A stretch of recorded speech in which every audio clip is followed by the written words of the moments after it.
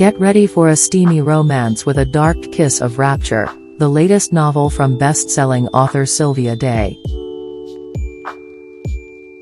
Please don't forget to subscribe to our YouTube channel and click the notification button so that we will notify you anytime we upload a new video.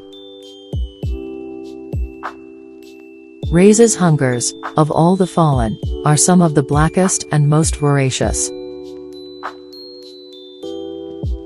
Losing his wings on account of his brazen seductions has left him soulless and immortal, the most dangerous of seducers. Hunting the rogues of his kind and protecting the humans who provide him with blood, he has roamed the earth for what seems an eternity. Raze is satisfied with his life and the short-lived pleasures that stream through it, that is until everything is changed by one woman in a single night. Kimberly is intelligent, beautiful, and rich. Even though she can possess any man she chooses, the instant she meets the dangerously stunning Raze, she knows he's the man she desires.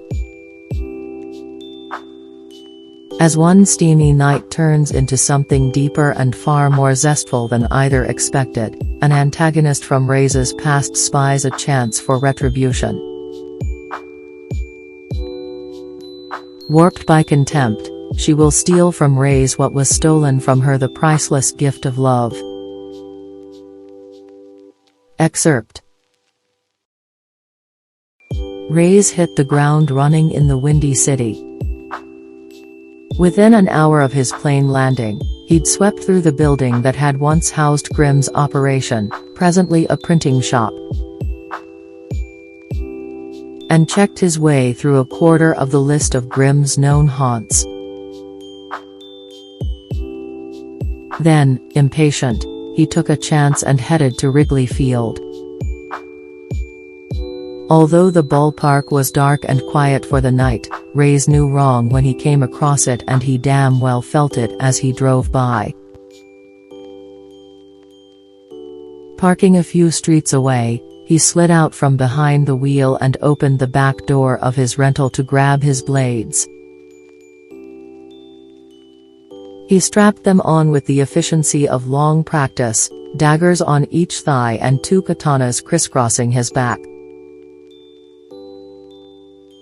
Then he darted over on foot, moving so quickly the mortal eye couldn't catch him. As he approached, he picked up the faint sound of a melodious male voice coming from the field, followed by a chorus of murmurs in reply, sounds too slight for anything but a vampire's hearing to catch. Grimm had been big on staging, too, which made Raze wonder just how close this had been to Grimm and how long he had been working in the shadows. Rounding the back of the ballpark, Raze climbed up the rear of the bleachers. He pulled his head up over the top, and looked down at the darkened field below. A lone man stood before a group of approximately 200 robed and kneeling minions. Segmented into pairs with the men in black and the women in red, they formed a perfect pattern of stripes in the center of the field. Raze listened to a couple lines of bullshit about the supremacy of the vampire nation, then he tuned it out and focused on the leader. The man was tall and lean, dark-haired, and dressed in a three-piece suit. He had a mesmerizing cadence to his speech, a lulling sonorousness that was evident even though Raze had stopped picking out the words. He debated his next step, knowing this was an elaborate trap for him, one that would be designed with the expectation that he wouldn't come alone. Which was why he'd done exactly that. But he could still take them by surprise. Pulling out his phone, he jumped the hoops necessary to reach Adrian. Mitchell, the Sentinel leader answered. It's Raze. I've got a situation you'll be interested in. Where are you? Chicago. Yes, that is interesting. So am I. Raze stilled, his hackles rising at the softness of Adrian's tone. That's not a coincidence. No, it's not. Location? He wasn't surprised that the angel was so far from his home base in Anaheim, California. That was Adrian's way.